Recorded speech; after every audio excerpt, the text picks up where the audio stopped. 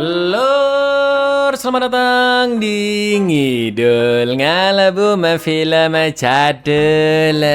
Lama jomblo, kangen dimanja, pengen bisa nempel kayak lalat. Susah memang punya teman kerja yang gak punya otak, tapi rajin menjilat. Balik mana ambil aku Icang, dan kali ini kita akan mengidul film bergenre sci-fi distopia yang cakep banget, yaitu Gattaca tahun 1997. Berlatar di masa depan saat genetika manusia sejak lahir akan menentukan takdir hidupnya. Yang gennya bagus akan sukses, namun yang gennya jelek tidak dipedulikan. Akan tetapi ada seorang pria yang memiliki gen buruk, namun dia bertekad tinggi dan rela melakukan apapun demi menggapai cita-citanya, meski harus mengubah identitasnya menjadi orang lain. Bagaimanakah keseruannya? Langsung aja kita ke requestan salam-salam rokotok dari dulurku Sahril Jaya. Ya Cak, titip salam dong buat mantan saya. Lupa Cak namanya. Halah Ril, Sahril bilang aja nggak pernah punya mantan kan? Jomblo seumur hidup kan kamu kan? Monggo skecaaken. Hello everyone, nice to... I said nobody leave. I'm like...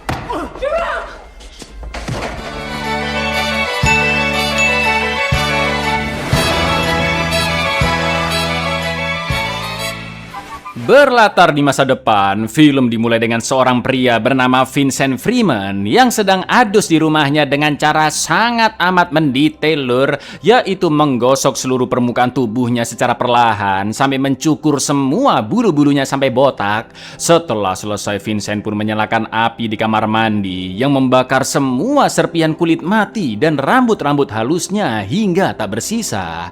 Setelah itu, Vincent memasang kantung pipis yang dialiri langsung ke pistol gombyoknya, juga menutupi sidik jarinya dengan sepotong kulit yang memiliki sidik jari berbeda, serta berisi setetes darah dari orang lain. Entah apa rencana yang sedang dijalankan Vincent, namun di luar orang-orang memanggilnya dengan nama Jerome, tidak pakai Pauline.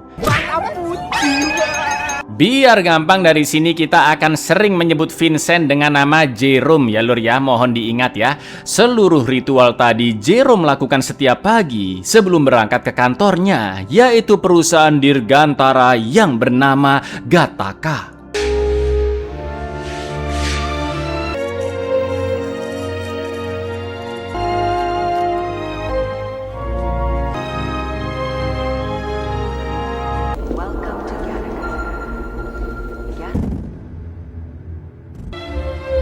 Di Gattaca, semua karyawan yang datang harus melewati gerbang sidik jari. Namun jari mereka juga otomatis ditusuk dengan pisau kecil, lalu tetesan darahnya diproses oleh komputer sebagai tanda pengenal apakah karyawan tersebut sesuai dengan identitas di database. Selain itu, ketika bekerja di depan komputer, Jerome selalu membersihkan keyboardnya agar debu-debu sel kulit matinya tidak tertinggal. Namun selanjutnya, secara diam-diam Jerome juga menuangkan debu-debu lain ke keyboard dan menaruh helai rambut ke sisir yang dia simpan ke laci. Di lain sisi, Jerome adalah navigator terbaik di sana dan merupakan salah satu karyawan teladan. Lalu dia pun dipilih oleh direktur Gattaca bernama Joseph untuk menjalani misi selama 1 tahun ke Titan alias bulan ke-14 dari planet Saturnus, dan Jerome akan berangkat minggu depan. Di hari itu Jerome akan mengikuti tes kandungan zat harian lewat air seni untuk mengecek kondisi fisik Jerome sebelum berangkat ke Titan, lur.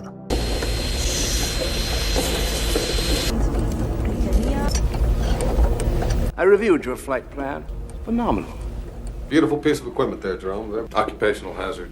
Di jam istirahat, Jerome memperhatikan roket yang lepas landas sambil ngobrol-ngobrol dengan rekannya Irene yang juga dipilih untuk misi keluar angkasa. Lalu semua orang di Gattaca pun terkejut karena seorang karyawan dengan jabatan administrator tewas dibunuh.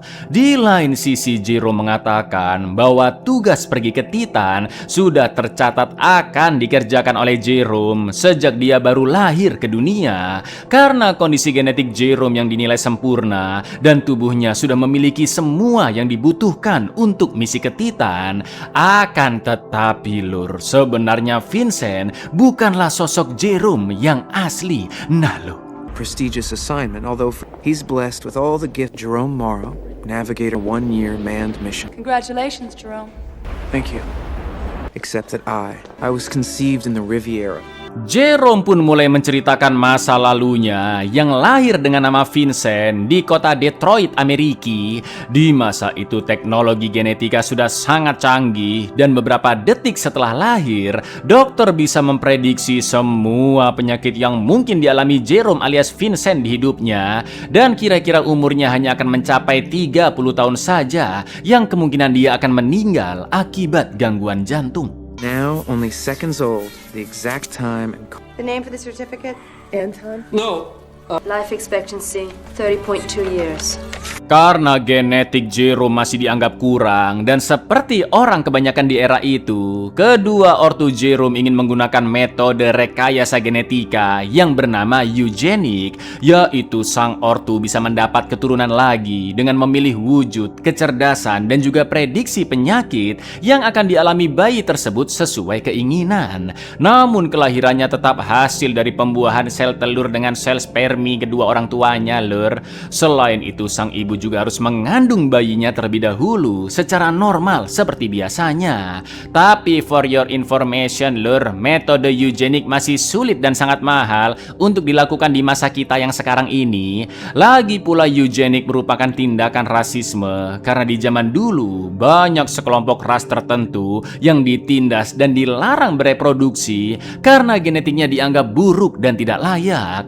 Namun di film Gattaca ini ada satu dampak dari praktek eugenik yang agak mengubah praktek rasisme karena golongan kelas bawah tidak ditentukan oleh status sosial maupun warna kulit, tapi dari kondisi genetik seseorang, lur, yaitu tingkat kecerdasannya, fisiknya, ataupun skill yang bisa diprediksi lewat tes DNA sejak dia lahir.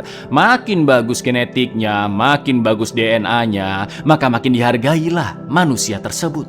After screening, we are left, as you naturally know, critical predisposition. I have taken the liberty of eradicating any premature baldness, myopia. Could conceive naturally 1,000. that's how my brother Anton. Adik Jerome pun akhirnya lahir yang diberi nama Anton. Anton tumbuh dengan fisik yang lebih kuat dibanding Jerome, dan ketika lomba renang di pinggir laut jelas Anton menang telak, sedangkan Jerome kehabisan napas karena jantungnya yang lemah.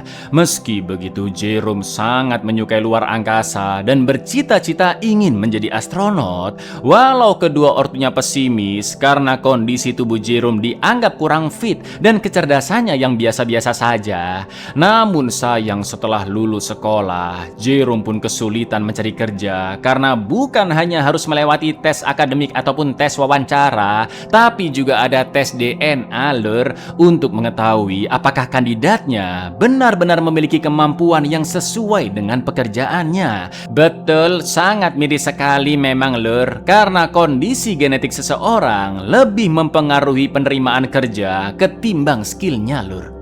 Maybe it was a love of the planets, but for as long as I can remember, of course, it was always Anton was by far the strongest. You have to be realistic. With a heart condition like Well, I'll take it, all right. If you refuse to disclose or handshake, even the soul. Lalu ketika mereka sudah dewasa, Jerome akhirnya berhasil mengalahkan Anton saat duel berenang yang membuat Jerome mulai yakin jika kemampuannya pasti bisa terus berkembang di luar dari apa yang sudah tertulis di laporan genetiknya, dan tidak ada yang tidak mungkin. Maka dari itu, demi mengejar cita-citanya tanpa terbebani oleh hambatan psikologis dari keluarga, Jerome pun nekat kabur dari rumah dan mulai merantau ke sana kemari mencari penghidupan sendiri. Kerja apapun yang bisa dia dapatkan dengan kondisi genetiknya, seperti menjadi cleaning service di berbagai perusahaan, hingga akhirnya Jerome pun ditempatkan di kantor Gattaca.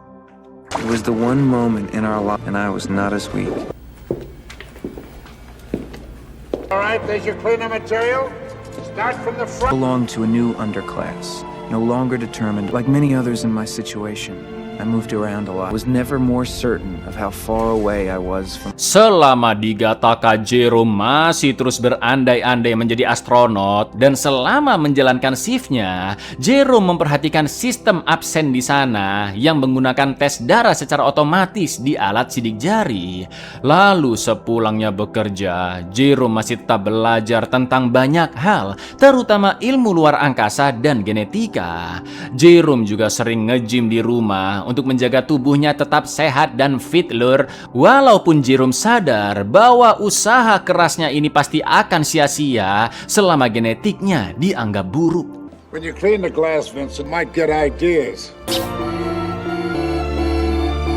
I made up my mind to the man who showed up at my doorstep. Sampai pada suatu hari, Jerome mendapat kenalan seorang makelar, sebut saja Tukiman, yang membeli DNA orang-orang dengan kondisi genetik hebat, tapi hidupnya dalam masa-masa sulit. Ya, salah satunya adalah DNA Jerome yang asli, yaitu seorang mantan atlet renang yang sekarang lumpuh duduk di kursi roda karena tulang punggungnya patah setelah mengalami suatu insiden di luar negeri. Biar nggak ketukar-tukar, kita panggil saja Jerome yang asli Morrow, sesuai nama panjangnya yaitu Jerome Morrow, sementara Vincent tetap kita sebut Jerome ya lur ya.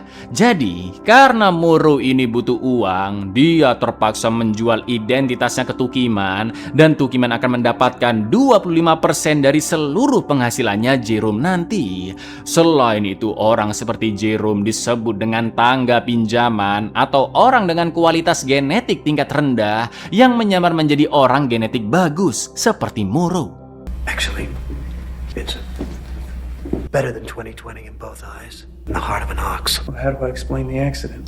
That's the beautiful thing. When was the last time anybody looked at a photograph? You could have my face on your name too. As long as it's got what they're looking for, it's the only passport you need. Setelah itu, Jerome menjalani proses untuk menjadi Morrow, mulai dari menggunakan softland yang menutupi mata minusnya, scaling gigi, potong rambut, bahkan operasi kaki agar menyamai tingginya Morrow, yaitu 185 cm. Myopia is one of the most obvious signs of it. Unfortunately, his profile says he's 6'1". I took my mind off the pain by reminding myself that when I Jerome Morrow was never meant to, with all I had going for me. Selain mengubah wujudnya agar menyamai Morrow, Jerome juga harus memperbaiki hal yang lain, seperti membiasakan menulis dengan tangan kanan seperti Morrow karena Jerome kidal, juga mengikuti tanda tangannya. Namun menurut Tukiman, tidak akan ada yang menyadari penyamaran Jerome karena kecelakaan yang dulu dialami oleh Morrow akan dianggap terlalu parah hingga wajahnya berubah setelah operasi rekonstruksi. Selain itu, Morrow juga sempat curhat jika dia merasa kecewa karena hanya mendapatkan medali perak, yaitu juara kedua di kompetisi renang tingkat dunia. Padahal laporan genetiknya mengatakan bahwa Morrow pasti akan selalu finish pertama.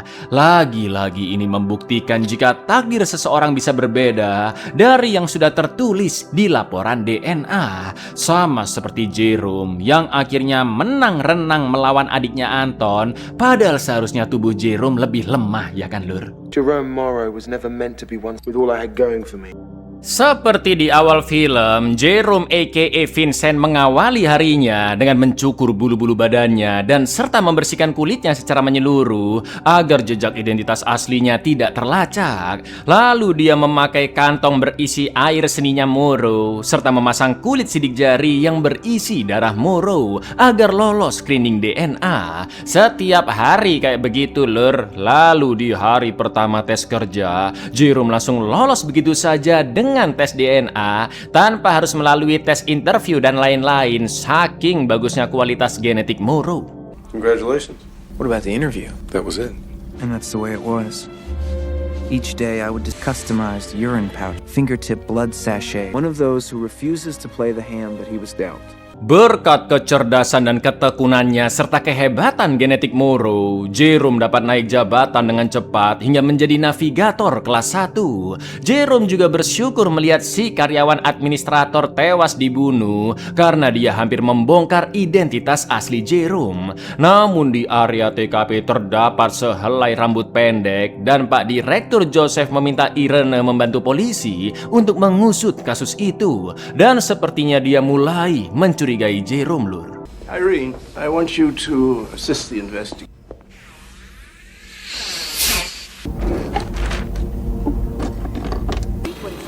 9.3, quite a catch. Untuk merayakan tugasnya yang akan terbang ke Titan seminggu lagi, Jerome pun nongki minum nutrisari rasa lengkuas bersama Moro sambil ngobrol ngalor ngidul. Sambil Koba, Moro pun menjelaskan jika kakinya lumpuh karena dulu nekat menabrakkan diri ke mobil yang sedang melaju, di mana saat itu pikirannya sedang dipenuhi oleh rasa kecewa yang gagal mendapatkan medali emas di kejuaraan dunia. Gagal di kejuaraan dunia, kayak inget siapa gitu ya, Lur ya? When I walked in front of that car, I stepped right out in front of it. You must be drunk to call me Vincent. Setelah meneliti helai rambut di TKP, mesin pun menyimpulkan jika rambut itu adalah milik Vincent yang kini sudah menyamar menjadi Jerome, ya kan? Identitasnya tertulis invalid dan namanya juga tidak tertera karena Vincent dianggap sudah tidak bekerja di sana dan dia juga orang dengan genetik rendahan yang tidak dipedulikan. Kepolisian pun akan memburu Vincent yang sudah menjadi terduga pelaku bermodalkan wajah saja karena di database nama Vincent tidak tertera, ya kan, Lur? Di lain sisi, Jerome sedang memperhatikan detak jantungnya Moro agar bisa menyamakan detak jantungnya sendiri ketika menjalani tes fisik. Akan tetapi detektif sebut saja Pak Ijo dan asistennya Sarminto datang menemui Pak Direktur untuk memberitahu jika identitas pelaku pembunuhan sudah ditemukan, yaitu cleaning service yang dulu pernah bekerja di Gattaca. Mendengar itu, Jerome sempat kesulitan menjaga ritme jantungnya dan langsung izin istirahat agar tidak dicurigai. It's also the matter of motive. Is the janitor going to come back here after all? Are you alright, Jerome? Terrific. Sepulang kerja, Jerome mulai merasa khawatir karena identitas aslinya sudah dijadikan buronan dan foto Vincent juga telah disebar. Saking ketakutannya ditangkap, Lur, Jerome pun membuang hasil DNA Moro yang sudah disiapkan seperti air seni juga darah dan Jerome berniat kabur. What are you doing? That's more than a day's work. What do you want me to do? Wheel in there and finish the job myself? When they look at you, they don't see you anymore, they only see me. Moro terus berusaha menenangkan Jerome jika dia pasti akan baik-baik saja karena semua orang melihatnya sebagai Jerome bukan sebagai Vincent. Apalagi foto Vincent di database masih memakai kacamata, tampilan serta model rambutnya berbeda dengan yang sekarang dan namanya juga tidak tertera. Di lain sisi, Moro sempat bertemu detektif Sarminto yang menginterogasinya dan Moro menjelaskan jika dia di kursi roda karena kakinya cedera saat latihan. Sementara itu, Jerome juga terlihat semakin dekat dengan Irene dan mereka pergi nonton pertunjukan piano klasik. Akan tetapi di perjalanan pulang, mereka dicegat oleh polisi yang sedang razia untuk memeriksa semua pengendara. Jerome pun dicek lewat darah di jarinya dan untungnya berhasil lolos. Dari sana, Jerome dan Irene pun pergi ke instalasi sel surya dan melihat hamparan sel surya yang sangat luas mulai aktif karena matahari baru terbit. It doesn't say you're crippled. You better not. I don't want to give you a You never know where those swabs have been.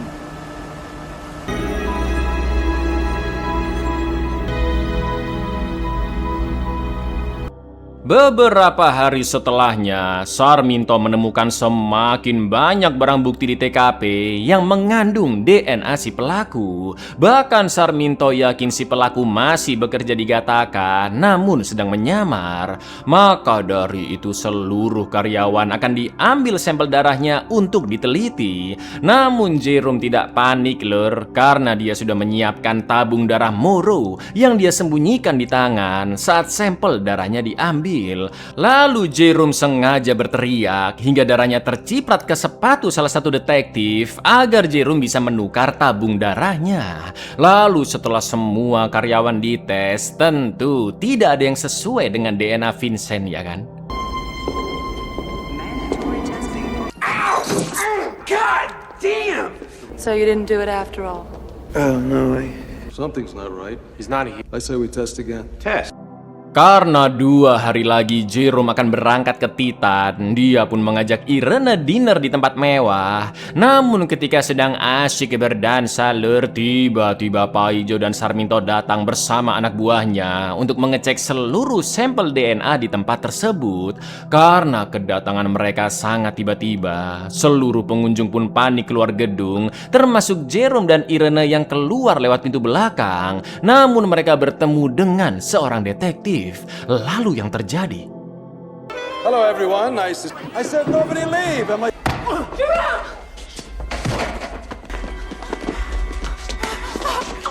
Vincent! Who's Vincent?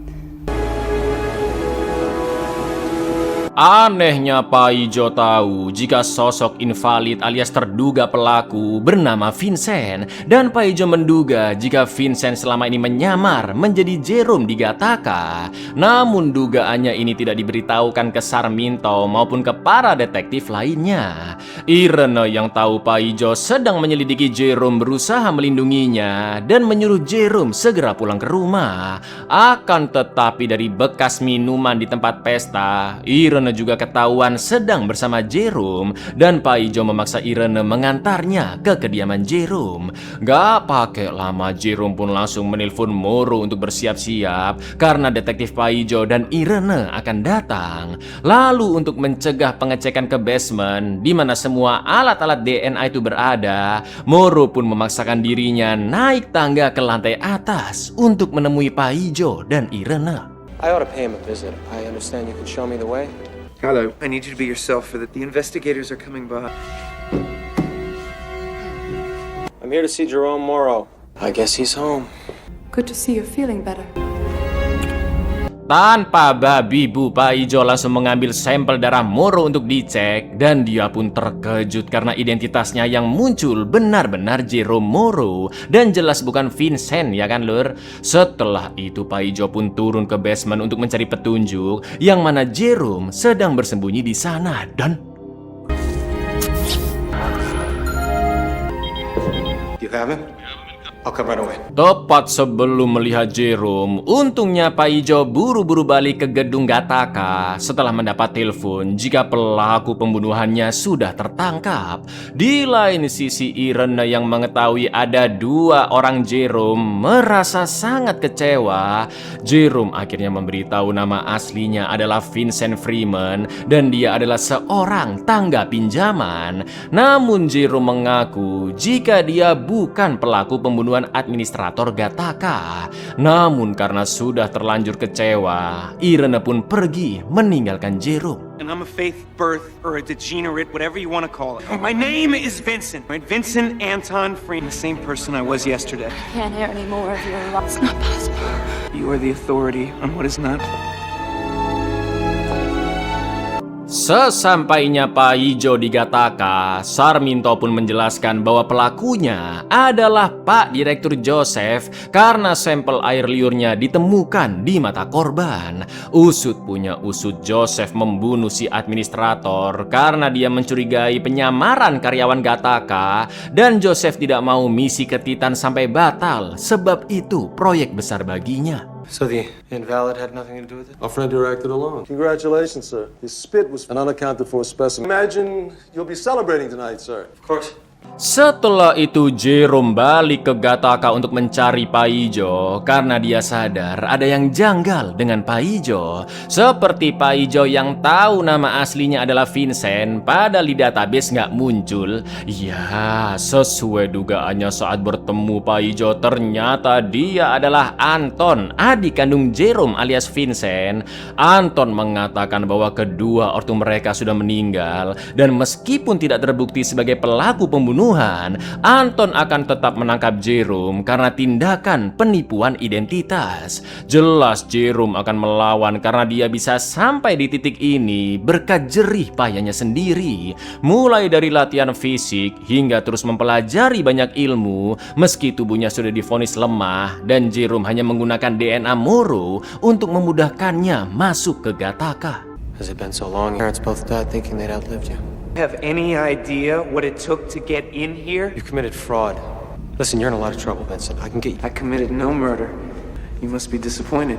You want me to prove it to you? I'll prove it to you! I do. Setelah bertahun-tahun lamanya tidak bertemu, mereka pun sepakat untuk berduel renang lagi di laut demi membuktikan apakah genetik seseorang akan berpengaruh. Namun kali ini lebih ekstrim lur, karena mereka berenang di malam hari yang kondisi airnya jauh-jauh lebih dingin. Melihat ketangguhan Jerome, Anton pun terkejut melihat kakaknya yang memiliki tubuh lebih lemah ternyata bisa mengalahkan Anton. Jerome mengatakan bahwa dia selalu berusaha untuk melawan batas dirinya sendiri dan tidak terjebak pada masa lalu atau hal-hal apapun yang mempersulit perkembangan dirinya. Tak lama kemudian Anton yang mulai lemas akhirnya dibantu oleh Jerome balik ke pantai. Vincent, where's the shore? We're too far. We're too far out! You want to know how I did it? This is how I did it, Anton. Setelah Jerome memenangkan duel tersebut, Anton pun memutuskan untuk tidak mengusut penipuan identitas yang dilakukan Jerome ke ranah hukum. Di lain sisi, Irene yang pikirannya sudah tenang akhirnya kembali bersama dengan Jerome. Di rumahnya, Moro juga sudah menyiapkan banyak barang-barang DNA-nya untuk puluhan tahun ke depan agar Jerome bisa terus menggunakan identitasnya. Toh Moro yang sudah tidak bisa apa-apa akan selalu mendapat bagian keuntungan dari uang yang dihasilkan Jerome, ya kan lur?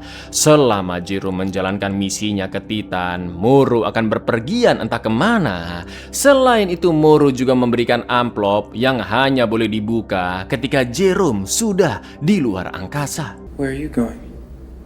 I don't know how to thank you. Everything you need to last you two. So Jerome will always be here. Not until you're upstairs. Di hari H penerbangannya, kantor mulai menjalankan peraturan baru, yaitu setiap karyawan harus tes urin setiap pagi. Namun karena Jerome belum memakai kantong urinnya Moro, dia pun terdeteksi sebagai invalid alias Vincent. Tapi alhamdulillahnya lur, Pak dokter yang mengetes kenal baik dengan Jerome, bisa dibilang sohib lah mereka ini. Pak dokter juga tahu betapa giginya Jerome dalam bekerja, yang akhirnya dia pun membantu Jerome dengan mengubah laporan dari invalid menjadi valid menggunakan identitas Jerome. You don't miss your flight, Vincent?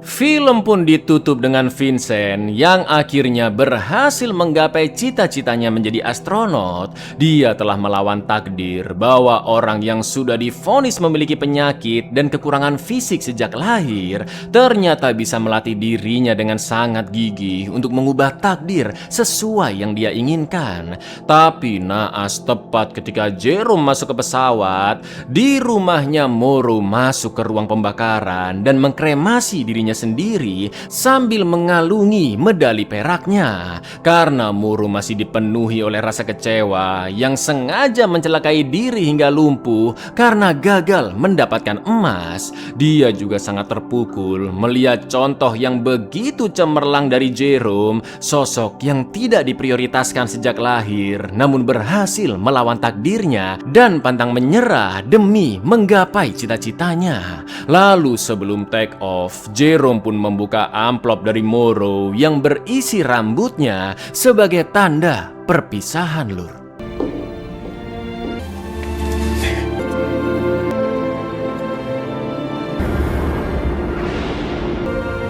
Of course they say every atom in our body. Maybe I'm not leaving.